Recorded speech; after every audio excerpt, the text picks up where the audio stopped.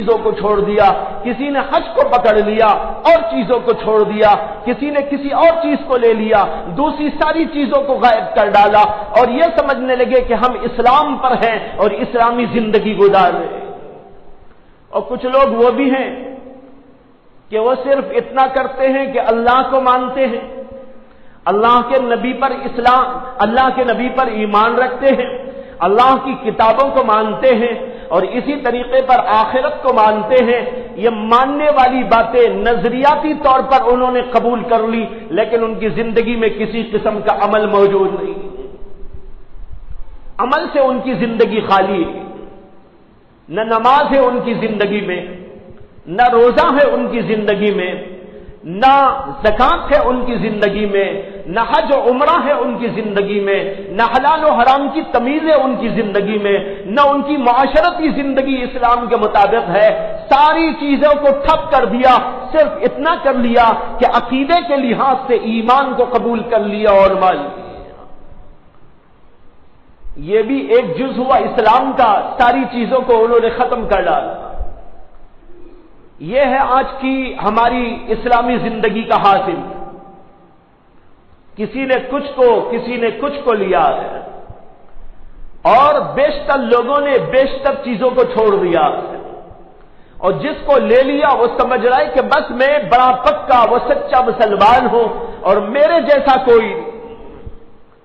حج پر حج کرنے والا نمازی کو تانا دے رہا ہے، یہ کیا نماز پڑھتا ہے؟ اور نماز پڑھنے والا حج پہ حج کرنے والے کو تانا دے رہا ہے، نماز ہی نہیں پڑھتا، حج کر لیا تو کیا ہو گیا؟ کوئی آدمی کچھ کر رہا ہے، وہ دوسرے آدمیوں کو تانا زنی کر رہا ہے۔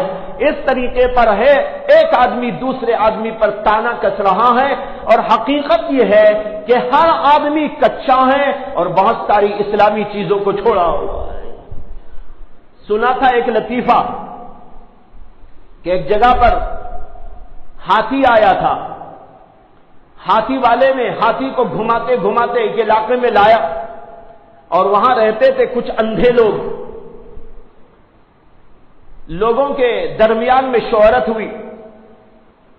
بعض علاقوں کے اندر ہاتھی نہیں ہوتا، ہندوستان میں زیادہ ہوتا ہے، افریقہ میں زیادہ ہوتا ہے، یہاں کے لوگوں کے لیے تو کوئی اچنبے کی چیز نہیں ہے، پھر بھی اگر ہاتھی آپ کے روڈ پہ آ جائے تو آپ بھی دیکھنے چلے جائیں، اس لیے کہ اس کا ڈیل ڈول ایسا ہے جو سب جانوروں سے جدا اور خصوصی امتیاز کا حامل، اس لیے لوگ اسے دیکھنے کے لیے چلے جاتے ہیں۔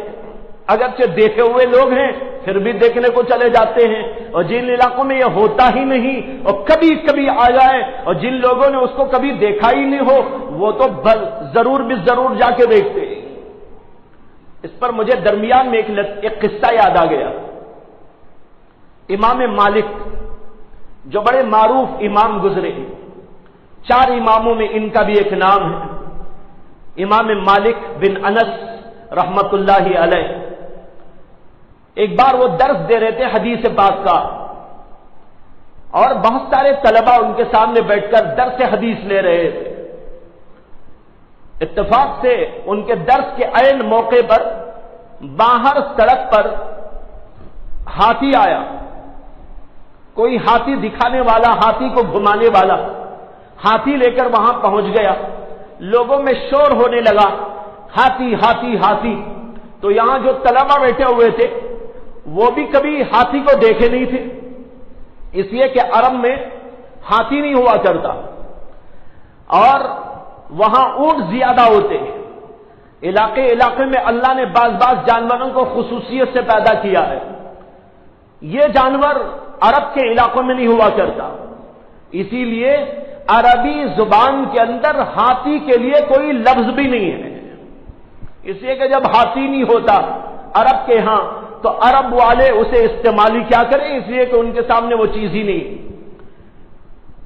اس کے بجائے فارسی کے لفظ کو ان لوگوں نے استعمال کیا ہے۔ کہتے ہیں کہ کسی زمانے میں پرانے ایک ہاتھی عرب کے علاقے میں آیا، لوگوں نے کہا ارے یہ کیا جانور ہے، کبھی ہم نے ایسا جانور دیکھا نہیں، پہلی دفعہ آیا عرب کے علاقے میں۔ تو عرب لوگوں نے ان لانے والے لوگوں سے، اور وہ تھے فارسی کے لوگ، فارسی زبان بولنے والے، ایران کے رہنے والے، ان سے پوچھا ما ہاذا، ارے کیا ہے یہ، کون سا جانور ہے؟ انہوں نے کہا کہ یہ تو پیل ہے۔ فارسی زبان میں پیل کے معنی ہاتھی، پا یا لام، انہوں نے کہا یہ پیل ہے۔ عربی زبان میں آپ جانتے ہیں کہ پا نہیں ہوا کرتی، پا کی جگہ وہ فا بولتے۔ اگر کسی زبان کو استعمال کرنا چاہیں اور اس زبان میں پا آ جائے، وہ پا کو بدل ڈالیں گے فے سے۔ انہوں نے اس کو کہا اچھا یہ فیل ہے، فیل۔ وہیں سے لفظ چل پڑا عربی زبان کے اندر، اصل میں پیل تھا، پیل کو فیل بنا لیا گیا، اور قرآن نے بھی اسی لفظ کو استعمال فرمایا ہے۔ قرآن میں آیا ہے، اللہ تعالیٰ کہتے ہیں الم تر کیف فعل ربک باصحاب الفیل، یہ فیل اصل میں پیل تھا، لیکن عرب کی زبان میں آ کر وہ پا فا سے بدل گئی۔ تو بتا یہ رہا تھا یہ اصل تو فارسی زبان کا لفظ ہے، عربی زبان میں استعمال ہونے لگا بعد میں، اس لیے کہ عرب کے علاقوں کے اندر ہاتھی نہیں ہوا۔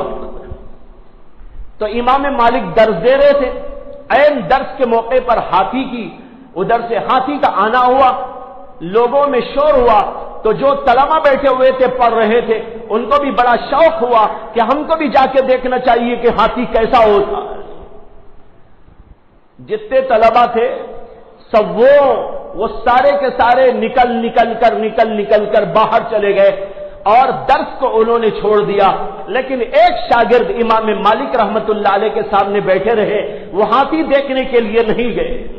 ان کا نام تھا یحییٰ بن یحییٰ، ان کے والد کا نام بھی یحییٰ تھا، ان کا نام بھی یحییٰ تھا، ان کا نام یحییٰ بن یحییٰ۔ وہ سامنے بیٹھے رہے، وہ اٹھ کر نہیں گئے۔ امام مالک نے ہنس کے ان سے پوچھا ارے تم نے ہاتھی پہلے دیکھا ہے؟ انہوں نے کہا نہیں حضرت میں نے تو کبھی دیکھا نہیں۔ کہا سارے لوگ تو ہاتھی دیکھنے گئے اور تم کو شوق نہیں ہوا دیکھنے کا؟ انہوں نے کہا کہ میں ہاتھی دیکھنے کے لیے اپنا وطن چھوڑ کے یہاں نہیں آیا، میں آپ کو دیکھنے کے لیے یہاں پر آیا۔ میں اپنے استاد کو دیکھنے، استاد سے علم حاصل کرنے کے لیے آیا ہوں، میں ہاتھی دیکھنے کیوں جاؤں؟ میں تو آنکھ کو دیکھتا بیٹھا رہوں گا۔ امام مالک رحمت اللہ علیہ کی زبان مبارک سے ان کے حق میں دعا نکل گئی، اللہ اس طالب علم کو بلندیوں پر پہنچائے، علم کی، تقوی کی، ایمان کی بلندیوں پر۔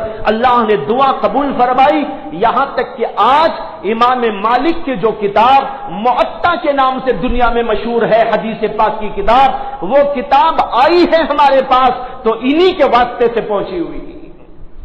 اللہ نے ان کی دعا کو قبول فرمایا۔ یہ درمیان میں بات یاد آ گئی تھی، اس کو عرض کر دیا۔ تو بھائیو بتانا یہ ہے کہ ایک جگہ پر ایسے ہی ہاتھی آ گیا، لوگوں میں شور ہوا کہ ہاتھی آیا ہے دیکھنا چاہیے، لوگ دوڑ دوڑ کے جانے لگے۔ اس علاقے میں 4-5 اندھے لوگ بھی رہا کرتے تھے، انہوں نے کہا ہم بھی دیکھیں۔ لوگوں نے کہا اندھے اور دیکھو گے کیسے؟ اندھے کو تو نظر نہیں آتا اور سوچتے ہو کہ دیکھنا ہے، کیسے دیکھو گے؟ انہوں نے کہا ہم کو لے کے تو چلو، ہم بھی دیکھیں گے۔ اب وہ وہاں پر پہنچ گئے، لوگوں نے کہا بھائی یہ دیکھو سامنے ہاتھی ہے تمہارے۔ تو ایک آدمی آگے بڑا اندھا اور اس نے اس کی پیٹھ کے اوپر ایسا ہاتھ پھیر کے دیکھ لیا کہ کیسا ہوتا ہے ہاتھی، اور ایک آدمی پیچھے کی طرف گیا تو اس کا ہاتھ اس کی دم سے لگ گیا، اس نے دم کو چھو چھو کے دیکھ لیا کہ کیسا ہوتا ہے ہاتھی۔ ایک آدمی سامنے کی طرف گیا اور اس کی سونڈ کو پکڑ لیا اور سونڈ کو چھو چھو کے دیکھ لیا، اور ایک آدمی اور تھا وہ جا کے اس کی ٹانگ کے اوپر ہاتھ رکھ کے دیکھنے لگا کیسا ہوتا ہے ہاتھی، اور پھر وہ سب کے سب دیکھنے کے بعد واپس چلے آئے اور لوگوں نے ان سے پوچھا کیسے نظر آیا ہاتھی، کیسا پایا تم نے ہاتھی کو؟ ایک کہنے لگا ارے وہ تو دیوار کی طرح ہوتا ہے، دوسرے نے کہا نہیں تم غلط کہتے ہو، وہ تو ستون کی طرح ہوتا ہے، وہ جو اس کی سونڈ کو اس کے پاؤں کو دیکھ لیا تھا نا، اس نے سمجھا کہ یہ تو ستون کی طرح ہوتا ہے، اور ایک کہنے لگا نہیں تم بھی غلط کہتے ہو، میں نے بھی ہاتھی کو دیکھا ہے، وہ تو رسی کی طرح تھا، اس کا ہاتھ دم پہ لگ گیا تھا۔ جہاں جہاں جس کا ہاتھ پڑ گیا وہ ہاتھی کو اپنے اعتبار سے سوچنے لگا، غور کرنے لگا، ہاتھی ایسا ہوتا ہے، ہاتھی ایسا